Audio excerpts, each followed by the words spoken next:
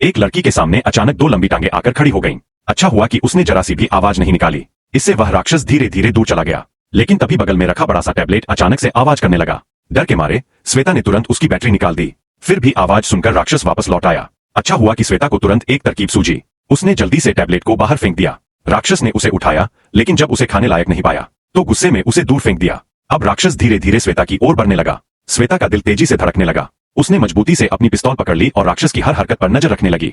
राक्षस ने अपने लंबे सफेद हाथ से दरवाजे को टटोलना शुरू कर दिया। वह दरवाजा खोलने की कोशिश कर रहा था। श्वेता अब बस हार मानने ही वाली थी कि तभी कहीं से जोरदार हलचल की आवाज आई। राक्षस ने वह आवाज सुनी और उस दिशा में चला गया। श्वेता ने राहत की सांस ली। उसने खुद को होश में लाने के लिए कुछ ग्लो स्टिक्स अपने ऊपर फेंके, फिर घिसटते हुए बाहर गई ताकि टैबलेट वापस ला सके। लेकिन जैसे ही उसने उसे उठाया, उसके पीछे से एक अजीब सी आवाज आई। डर के मारे उसके रोंगटे खड़े हो गए।